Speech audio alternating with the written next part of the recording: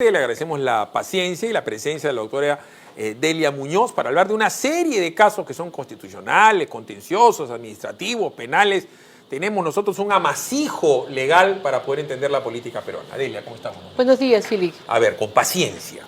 Vamos por partes, como decía Jack el Destripador. El caso Keiko.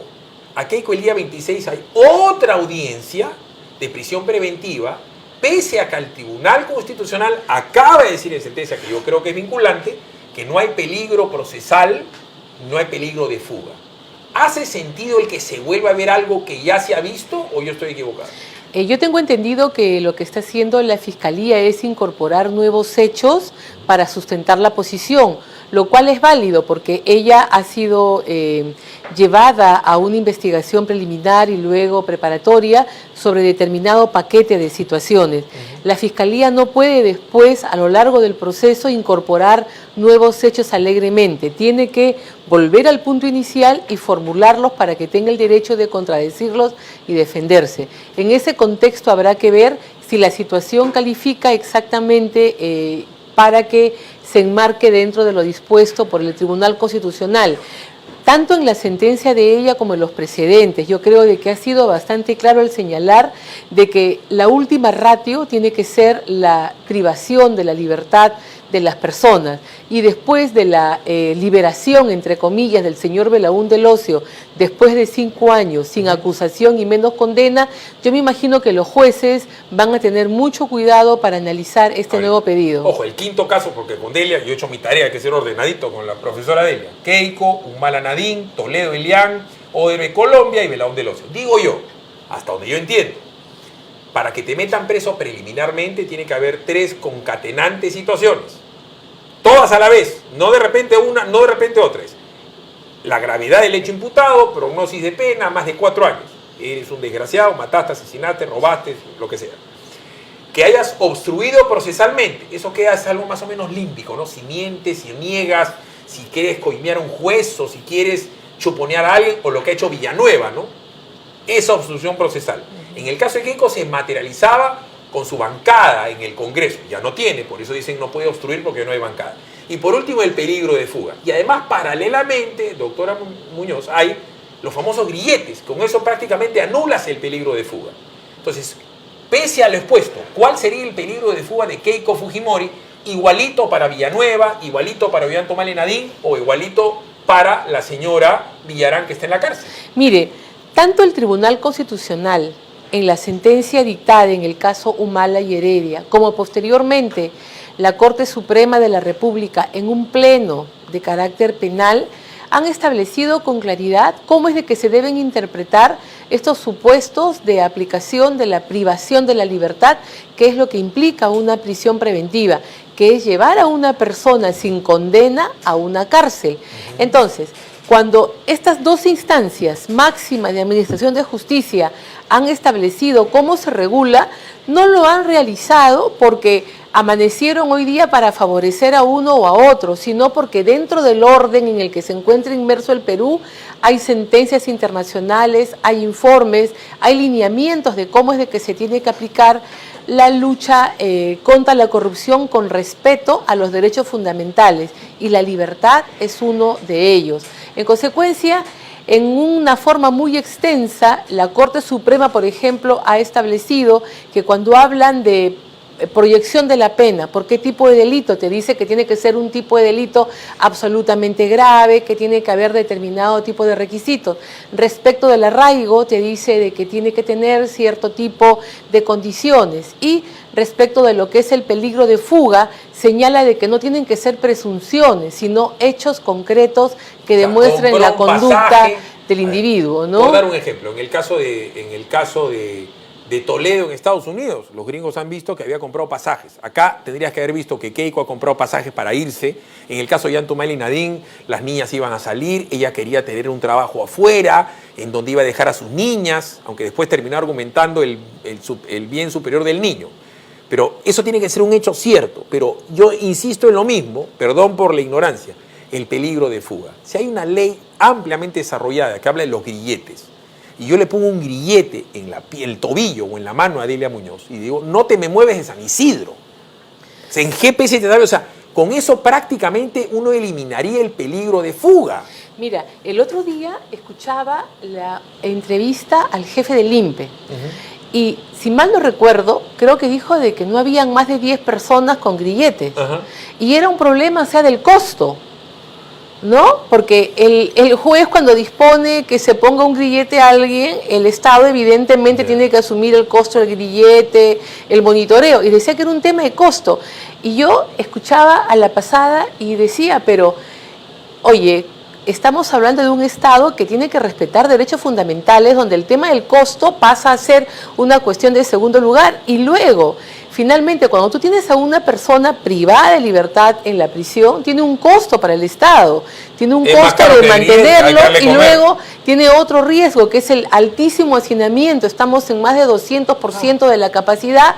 Puede haber una desgracia en cualquier momento, tiene un costo de carácter colateral. Y yo no podía creer esa sustentación, ¿no? El fiscal Chávez Tamariz ha dicho que entre los problemas que tiene el equipo Lavajato es que no tiene o traductores o no tiene gente que se dedique a escuchar las grabaciones y traducirlas o ponerlas en blanco y negro, todas estas interceptaciones legales.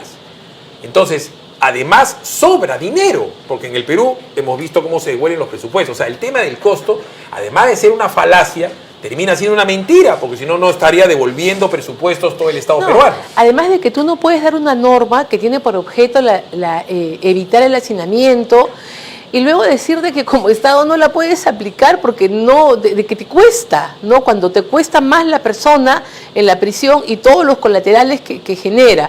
Entonces yo creo de que hay que insistir mucho en el uso de los grilletes y luego también hay que seguir mucho y con cuidado cuando resuelven los jueces para dictar las prisiones preventivas.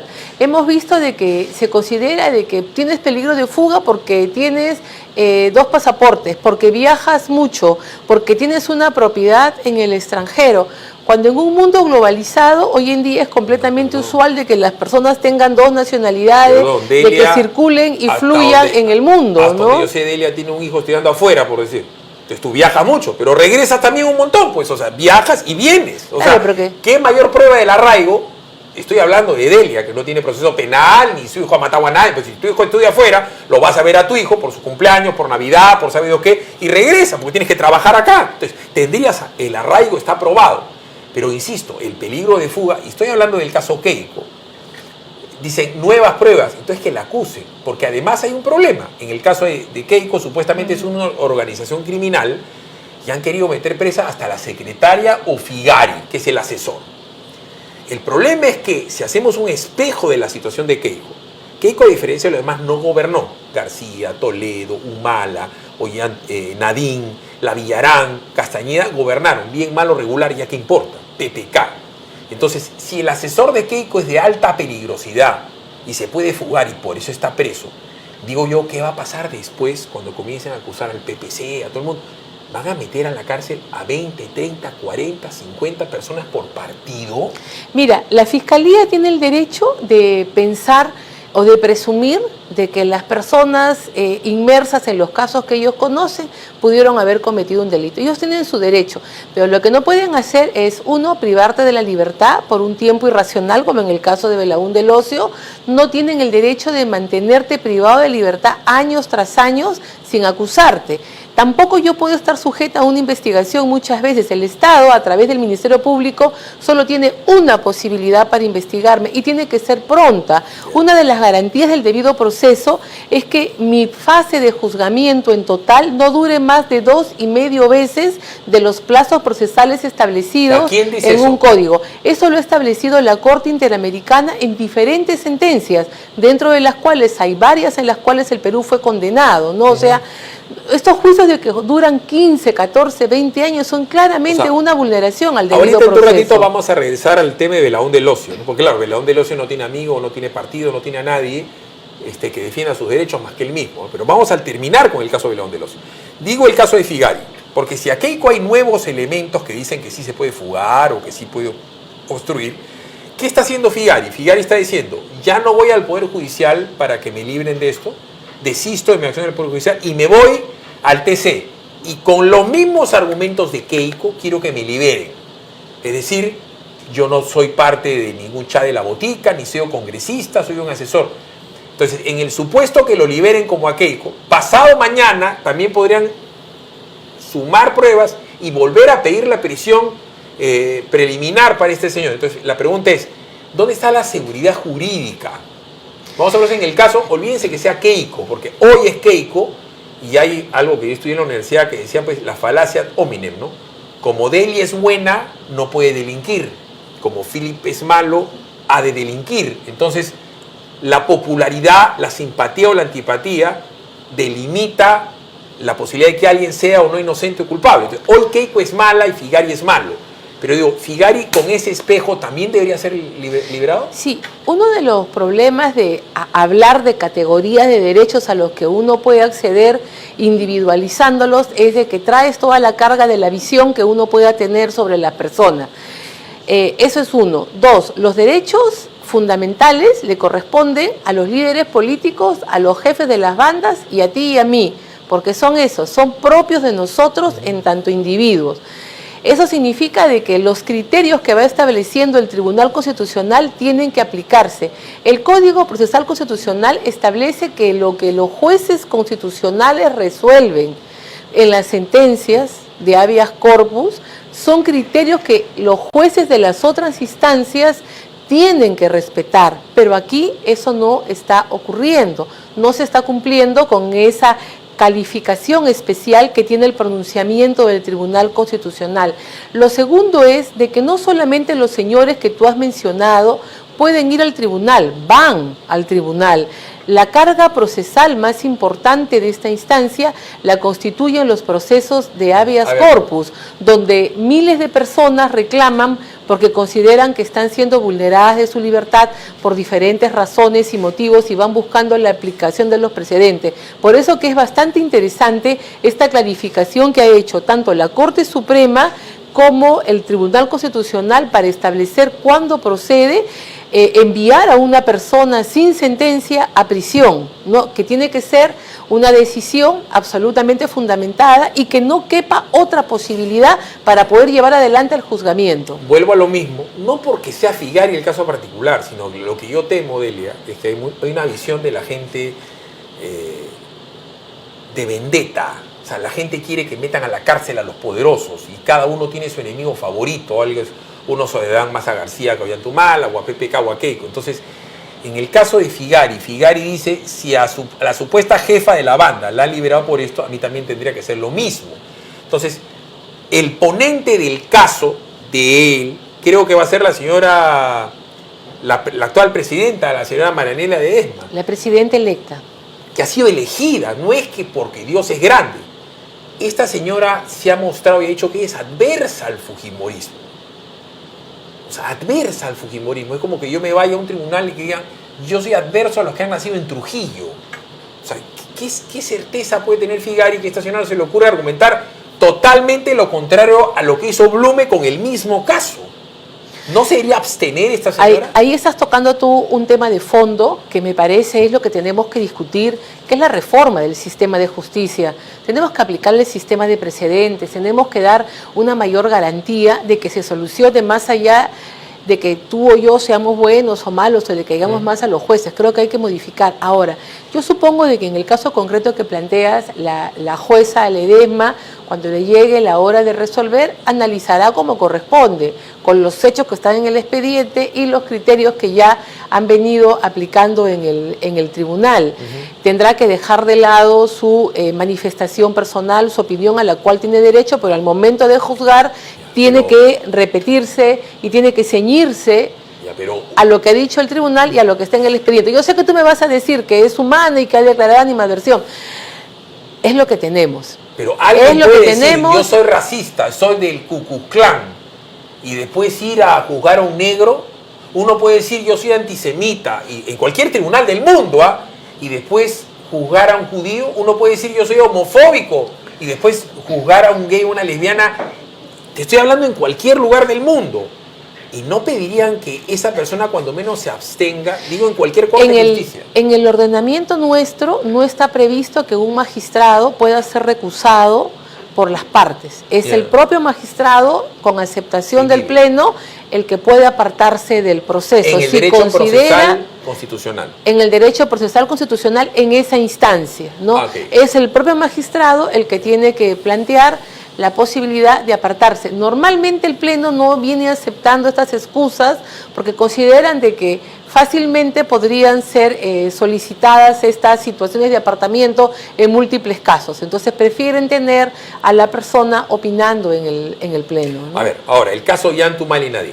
El día de hoy se ve, por el juez Richard Concepción Carguancho, si es que se archiva o no se archive el caso de los aportes de Venezuela a su campaña en el 2006, y también en el 2011 ellos tienen un tema con Odebrecht, pero en el 2006 está aprobado porque están los giros de empresas como Caymansac, Apoyo Total, están las declaraciones de PPK con respecto a que la diplomática Birley Torres llevaba plata contante y sonante para la campaña de ellos. Ellos también han pitufiado, ellos también han falseado. Entonces, si eso es un delito, tendría que ser el delito de lavado de activos. Lo que argumenta Pedraza es que eso no es delito de lavado de activos, que es una falta administrativa. Es idéntico a lo que dice la señora Loza. ¿Podría darse el caso que el juez Carguancho archive este caso? ¿Cómo quedaría lo de Keiko? O sea, no habrían dos situaciones absolutamente idénticas, pero con resultados jurídicos diferentes. La Fiscalía tendrá que demostrar en esta fase de... El juez Concepción Carguancho es uno de garantías, no es un juez que resuelve, es un juez que va decidiendo determinado tipo de aspectos previos al inicio formal del proceso. Entonces, él no es el que marca la línea jurisprudencial en torno al fondo del asunto. Él es el que decide si se aplica o no una medida de protección, como la prevención, la evaluación de las pruebas, cuestiones que son anteriores a la acusación. Eso hay que tenerlo bien claro. Luego, ¿qué cosa es lo que va a pasar? Acá la Fiscalía tendrá que defender de que hay un tipo penal en el que ella puede sustentar sus acusaciones tanto en este como en todos los demás casos, porque tienen un efecto colateral directo, ¿no? O sea, es colateral, pero va de frente a cada una de las materias que están trabajando. Este caso tiene esa importancia, porque evidentemente si se cae, van a tener que utilizar los mismos criterios al momento de que lleguen a la evaluación de las pruebas, a la evaluación o no de decisión de si se continúa con la investigación. En Estados Unidos hay un tema que se llama la jurisprudencia, que es el derecho anglosajón, que es decir, si a Delia y a Philly le fue así en tal juicio y eran los mismos hechos, el mismo caso, tiene que irle igualito a Quique, a Judy y a todos los demás, porque la jurisprudencia dice que. Entonces, si se cae este caso, de eso podrían chaparse, para hablar en términos vulgares, pero no por el Cambio, Solidaridad Nacional, el PPC, Alianza para el Progreso, o sea, todos y cada uno de los partidos podrían tomar eso como una razón, es decir, a mí me dieron plata y sí es verdad que pitufié, sí es verdad inventé cócteles o inventaron, todos lo han hecho. Entonces, acá hay una hipocresía generalizada, pero claro, la gente habla bajito porque quieren que metan preso a Yantumali Nadie y también a Keiko. Pero pasado mañana le puede pasar a Lourdes. Horacio Canepa ha dicho que le han dado $700.000, se ha dado un nivel de detalle amplísimo. Entonces, lo tendrían que meter a la cárcel a Neuhaus y a Barrón. Pero como Neuhaus y Barrón son mis patas, a ellos no. Entonces, ese criterio no lo puede tener ni un juez ni un fiscal. No hay amigo, no hay simpatía, no hay antipatía.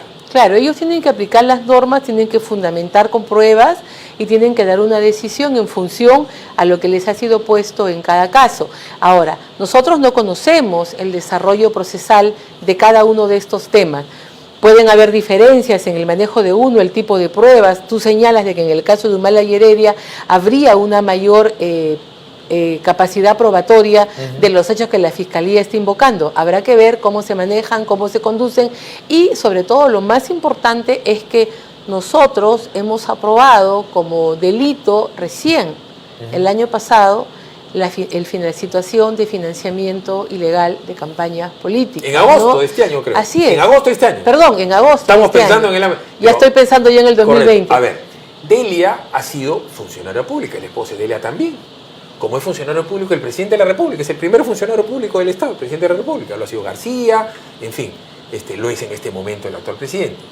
Entonces, cabe voy a hablar del caso de Nadine y el gasoducto, que la señora primera dama, en su condición de esposa, presumo, se haya podido sentar en Palacio de Gobierno en presencia del presidente, del ministro Merino de Energía y Minas, del señor Castilla, ministro de Economía, y de René Cornejo, con el señor Barata y con el señor Odebrecht, en varias reuniones, con todos juntos y por separado, y ella haya estado negociando el contrato del gas, dando responsabilidades, tomando nota y diciendo, dime a mí para aligerar. Eso no es tráfico de influencias, eso no es usurpación de funciones. O sea, ahí no hay un problema serio, porque si no, todas las esposas y todos los esposos de jueces, fiscales, congresistas, ministros, viceministros, estarían sentados en la mesa en su condición de ¿qué? Negociando contratos o sentencias. Mira, ahí hay dos cosas. En primer lugar, yo no sé por qué en el país continuamos con esta historia de la primera dama y que porque eres el cónyuge, la pareja de quien gobierna o que ejerce un puesto público tiene que estar ahí de manera permanente al costado. Yo lo entiendo de manera social, ¿no? Pero yo estoy absolutamente en contra de que se tenga la oficina de la primera dama en Palacio, ¿no? Que tiene presupuesto, que tiene trabajadores y que puede hacer una serie de actividades con presupuesto público. Yo no sé por qué, por el hecho de ser pareja de alguien. Yo estoy absolutamente en contra de eso. Estoy absolutamente en contra de estos comités de apoyo que presiden la esposa del jefe titular. O sea, ahí yo tengo un asunto de concepción de que eso forma parte de una visión equivocada de que la mujer estaba solamente para acompañar al esposo y apuntalarlo, Por ¿no? si acaso, en todos los ministerios, la esposa del ministro tiene el comité de damas de apoyo. O sea, es verdad, es una visión machista, porque presumo que cuando Delia ha sido procuradora supranacional, no estaba el hijo de Delia, que seguramente adoras, ¿no es cierto?, con la oficina del hijo, del primogénito, y te acompañaba a Costa Rica tu hijo, y se sentaba con los señores de la Corte Interamericana de tu hijo, a decir, oye mami, esto sí, esto no. O sea, eso es, entonces, si realmente, conforme se está demostrando, la señora participaba sin ejercer función pública ni tener autorización para ello en estas instancias, se van a venir nuevos problemas para para ambas personas, para quien participaba y para quien dejaba que interviniera, ¿no? A ver, yo voy a utilizar... No sé si estarán prescritos o no los plazos, pero vendría una situación complicada eso para es para ellos. la usurpación y para el tráfico de influencias, ¿no es cierto? Es decir, yo te voy a gestionar tal cosa, ya, cadáver, pues, ¿no? O sea, el hijo de Delia diciendo a su pata del colegio, oye, yo te voy a gestionar con mi mamá para que salga esta sentencia. Eso es cana. El solo ofrecimiento es cárcel. El solo ofrecimiento. En el caso particular de Nadine, el señor de la barba, y yo no entiendo cómo es que a mí no me da una entrevista, ¿no? Pero dijo una cosa que me pareció una locura. No descartamos el que haya habido fondos ilegales para el gasoducto. Discúlpame, si lo han tenido al frente a Barata, no le han preguntado a Barata si ha dado pagos ilegales para el gasoducto directamente, si había codinome de Gaza y sabe Dios qué. ¿Cómo el fiscal puede decir no descartamos? ¿Se lo han preguntado directamente o no? Por eso que es importante que formulen acusación, porque allí en el juicio oral, que tiene que ser público, vamos a poder comprender y vamos a poder tomar conocimiento de los hechos en su real dimensión. Hasta ahora son solamente trascendidos y no sabemos si nos dan los hechos verdaderos o nos mantienen como en la alegoría de las cavernas de Platón, que solamente vemos las sombras que se reflejan, ¿no? Porque no sabemos si es cierto lo que nos entregan los trascendidos. Yo presumo de que debe ser así. A ver, pero solamente cuando estemos en juicio oral y escuchemos la declaración de las personas y cuando escuchemos la contrastación entre los testigos o los imputados, podremos tener una idea de lo que realmente ocurrió. A ver, Delia es una excelente persona, es muy buena gente, a mí me cae bien, de repente a usted le cae mal. Y Delia de repente ha tenido un asistente, un amigo, alguien muy cercano, cuando ha sido procuradora para el caso de la toma en la embajada de Japón. Entonces, esa amiga de Delia o ese chico que Delia de repente votó o se vio la luz y se dio cuenta que eras mala, dice, los marinos y los del ejército le llevaban a Delia plata para que los defienda. Y yo he visto cuando le llevaban en una lonchera plata, por supuesto que destrozo tu imagen pública, destrozo la imagen de los comandos Chavín de Huerta, destrozo todo tu trabajo y tú no tienes cómo defenderte. Digo, igualito, ¿no le han preguntado al señor Barata en todas estas conversaciones, diga usted cómo es cierto que le dio dinero en efectivo al señor Alan García, en qué circunstancias y para qué se lo diste? Porque tú no le regalas plata a un presidente en una lonchera. Mira, porque son sancuchitos, ¿no? O sea, mira, no se lo han preguntado. Te reitero, eso lo vamos a tener claro solo sí o sí en el juicio oral. Después de que la Fiscalía formule la acusación, señale cuáles son las pruebas que van a utilizar y vengan estas personas que están actuando como colaboradores eficaces a dar su declaración ante los jueces y puedan ser objeto de la contradicción por parte de los abogados defensores. Hasta ahora todo lo que tenemos es especulación. Hasta ahora todo es especulación, porque además estamos en la fase en la que el proceso es absolutamente reservada, porque no sabemos si estas personas son o no imputadas. Y salen en los Twitter, sale por todas partes lo que ocurre, ¿no? Entonces, a mí, por ejemplo, esa gran transgresión desde el punto de vista del manejo del debido proceso es una barbaridad. El caso Toledo, el caso Elian, el caso Danón. O sea, Toledo está a la espera de todo un proceso de extradición, ya saben cómo está. Ahora, un juzgado peruano ha pedido que en Estados Unidos detengan a la señora para estar en igual condición de Toledo. Entonces la señora tiene que elegir si se queda en Estados Unidos, para que un juez diga, igualito que a Toledo, me la chapan y la meten presa, o se va a Israel, por decir un nombre, porque podría ser otro sitio, en donde no tenemos convenio de extradición igual que a Danón. Entonces, si el día de mañana la encarcelan en Israel y acá piden la extradición, tendrán que evaluar si le mandamos un par de reos israelíes de acá y ellos nos mandan a ellos dos, porque no hay convenio de extradición. ¿Qué situación compleja esta señora?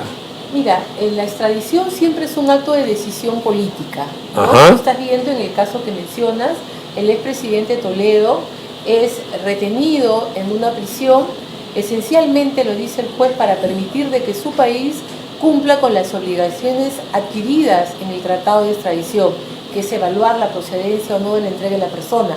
No entra a analizar el tipo de delito ni la provisión de pena, no, se centra en el cumplimiento de Estados Unidos de la obligación del tratado. Si la señora decidiera ir a otro país en el que no existe convenio con el Perú, eso responderá a una negociación de carácter política dentro de los criterios internacionales en los que funciona la reciprocidad. Ahora, ¿qué cosa es lo que está ocurriendo y lo que ha ocurrido en el Perú durante las últimas décadas? Tenemos un sistema de solución de controversias constitucional que es el sistema judicial que no funciona. Nosotros hemos sido condenados en más de 35 sentencias en el sistema interamericano, de las cuales en 30 se debe de hablar de vulneración al debido proceso. Eso significa de que ya existe un precedente internacional establecido de que en el Perú la justicia tiene serias deficiencias. Muy bien, tú me dirás, no, que fueron los terroristas, que son unos cuantos que llegan, que el esto, que el otro. ¿Saben qué? Mala fama, en el Infocor, ya, en el Sentinel del mundo no estamos bien vistos. Ya, muy bien. ¿Sabes tú lo que está pasando? Hoy en día en el mundo el impacto de los derechos fundamentales sale de las instancias clásicas de los juzgados, tribunales, relatores y se está yendo a los jueces ordinarios. Entonces, en otros países del mundo hemos tenido condenas a empresas peruanas por pago de reparaciones por haber vulnerado derechos fundamentales, ¿no?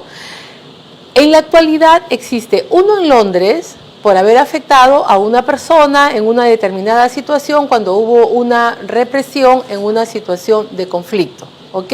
Está en trámite. En Londres tienen un sistema que mantienen mucha reserva sobre los casos. Tenemos otro caso por reparación, por daños y perjuicios, por excesiva duración del proceso. ¿Dónde está en Estados Unidos? ¿En alguna corte internacional? No, en un juzgado de Delaware. Yeah. La familia de la señora Máxima Acuña presentó una demanda hace 1 año y medio aproximadamente en el juzgado de Delaware, argumentando de que en el Perú había sido objeto de un proceso que había durado muchísimos años, que se habían vulnerado todos sus derechos porque no había respeto al debido proceso, que si bien al final el fallo había sido favorable, la vulneración se había dado por esta inobservancia de reglas esenciales. Yeah. El juez de Delaware considera en primera instancia que es improcedente el pedido. Va en apelación al sistema de Washington y le dicen, no, Acá sí, y comienza el juicio, y estamos en esa fase que se está llevando un juzgamiento para determinar una indemnización por el mal ¿Por qué en Estados Unidos? funcionamiento. Porque había una empresa americana. Porque la empresa involucrada tiene la sede allí. Entonces, cuando estamos hablando de normas del debido proceso y afectaciones, ya no estamos hablando de cuestiones imaginarias o teóricas. Lo estamos viviendo y el sistema judicial peruano está generando que la gente se vaya fuera. A ver, en el caso Keiko, ella supuestamente comanda una organización criminal. Alan García lo propio. Es más, está acusado el APRA y el Fujimorismo de organizaciones criminales. No es así en el caso de la señora Villarán. O sea, ella va a haber hecho un contrato de Vías Nuevas de Lima solamente con el señor Budián, el señor Castro y el señor Domingo Arzubialde. Augusto Rey ha sido su asesor, tiene 1.200 mails, pero él no está siendo ni investigado ni citado. No hay organización criminal, no hay la banda de las Chalinas Verdes, pasa piola La Glave, Lugaz, Indira Wilca, Segarra, el regidor Núñez, todos. Sigo desarrollando.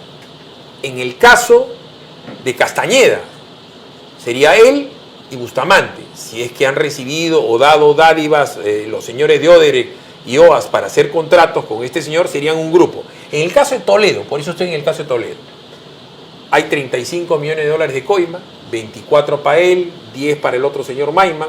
Hicieron la interoceánica, Delia, está hecha. Solamente coimeando al presidente se puede hacer una interoceánica, porque en el caso de Toledo no hay más investigados o citados como una organización criminal. Mira, volvemos al tema. La Fiscalía tendrá que armar en cada uno de estos supuestos su teoría del caso y tendrá que probarla y tendrá que acreditarla. Ahora, también constituye una tendencia que cuando estamos hablando de casos de corrupción, que ahora se lo asimila a vulneración de derechos fundamentales por el impacto que genera en la población, es posible mantener un sistema de veeduría, un sistema de seguimiento sobre lo que van haciendo y actuando las autoridades. Allí un grupo interesado puede apersonarse o puede ver o puede hacer el seguimiento para establecer un control de calidad respecto de lo que hacen los magistrados en cada uno de estos procesos, ¿no? Para tener una posición más o menos definida en la materia. Ya, en ese mismo orden de cosas, Colombia le ha puesto una multa a Odebrecht de 250 millones de dólares, le prohíbe contratar con Colombia, han embargado todos sus activos, ¿no es cierto?, para que le paguen la indemnización. Acá el caso peruano es diferente, acá la gente está feliz con que metan a la cárcel a Keiko, que metan a la cárcel a Alan García si esté muerto, que a Ollantumala, que Nadine, que Castañeda, todos los demás. Pero no nos ocupamos del daño causado por Odebrecht y todo el Club de la Construcción. No tenemos cómo cobrarnos porque los señores venden todo. La estrategia del Poder Judicial y de la Fiscalía es absolutamente la contraria. Acá lo que vale en el Perú es algo casi vindicativo. Canear a los políticos corruptos, que no está mal, porque es la parte de la pena, ¿no es cierto? Pero y el daño causado, al final del día, Delia, nos vamos a quedar mirándonos las caras. Odebrecht se fue a Brasil, vendió todo lo que tenía, ese Obrañ igual, X igual, COSAP igual, Obrañ igual, y tendremos de repente gente presa. Hemos visto que Toledo puede pasar piola. Pero ¿no hay un error estructural en el caso de la Bajat? Mira, te voy a dar una respuesta de percepción. Este año estuve en Bogotá 2 veces. Y allá las personas con las que uno conversa es, oye, en Perú, qué bien lo que están haciendo, porque han logrado un acuerdo y la empresa está colaborando y les está entregando información que les va a permitir investigar a los políticos. Acá en Colombia se ha cerrado todo, se ha multado, no hay ningún proceso en trámite y no tenemos mayores investigaciones para saber qué cosa es lo que ocurrió. Entonces, en Colombia hay una percepción de que en el Perú como que estuviéramos haciendo las cosas más o menos. Entonces, cada país tiene que ver cómo afronta su lucha contra la corrupción. Acá en el Perú lo que tenemos que hacer es exigir que ya debemos de poner fin a la justicia mediática, que se haga el trabajo, que les den los recursos para que tengan traductores, transcriptores y que procedan a realizar las denuncias, porque mira, tu siguiente caso es Belaún del Ocio. Exacto. 5 años. Yo recuerdo de Belaún del Ocio un verano en el que lo perseguían por aire, mar y tierra, una persecución increíble, todo un lío, hasta el presidente Morales fue a entregarlo a la frontera, venían para acá, ¿no? Y 5 años después, el señor sale libre. Me da muchísima pena. No sé si es culpable o es inocente, pero también yo puedo pensar mal y decir, oye, ¿qué está pasando acá? Ante una probable pena de 20, 25, 30 años, te quedas 5 años sin condena y luego sales y nos olvidamos todos del asunto, ¿no? Decir que entonces, tú no sabes si es culpable. La gente, ya que habla de los medios, ¿por qué lo están juzgando? ¿Por ser lobista? ¿Por tráfico de influencias? ¿Por la centralita mandó a matar gente? O sea, a ver, ¿por qué está preso Belaúnde del Ocio? No sabemos, lo trajeron, dijeron, nunca le hicieron una imputación, lo tuvieron retenido de su libertad, estuvo en una clínica, es todo lo que saben por los medios, ¿no? Y cómo en 5 años, ahora mira, fíjate la barbaridad, Philip, le aplican por un caso X, por un hecho, la restricción de la pena privativa de libertad, de manera precautoria. Como se vence el plazo máximo, agarran otro hecho, un nuevo delito y comienzan a funcionar de cero. Y ahora iban a pedir la ampliación. Y entonces el juez le dijo, no te pases, ¿no? Y hay personas a las cuales por el hecho A le ponen 1, luego por el B y luego por el C. ¿Eso qué te demuestra? Que la Fiscalía tiene una ineficiencia en su funcionamiento. Por eso decía yo lo de Toledo. Si consigue a su doctora Delia en Estados Unidos, y no lo va a mover nadie, porque él va a decir, miren el caso Keiko, este es el debido proceso. La metieron a la cana, el tribunal lo sacó. Miren el caso Humala y Nadine, lo metieron a la cana, el tribunal lo sacó. Y a Keiko la quieren volver a meter y de repente la meten. Pero miren el caso de García, mi archienemigo. Se tuvo que ir a pedir un asilo y le iban a dar prisión preventiva. Este caso de García. Y por último, miren el caso de Belaúnde del Ocio. Y de ahí sacas al presidente al final, despotricando contra Chávarri, apoyando a los fiscales, y sacas al premier Ceballos diciendo que lo que hace el presidente está bien, porque el presidente, y utilizamos esa palabra, empodera a los fiscales. A Toledo no lo trae nadie, pues, Delia, ¿o no? No, esperemos que lo traigan, ¿no? Y afronte un juicio en libertad. Pero digo, los argumentos para los abogados están. Hay que tener mucho, pero mucho cuidado. Delia, ha sido muy amable. A ti. Y feliz Navidad si no nos vemos. Feliz Navidad. Y no lleves nunca para tu hijo a todos. ninguno de tus trabajos, o sea, porque te acusan de cualquier cosa.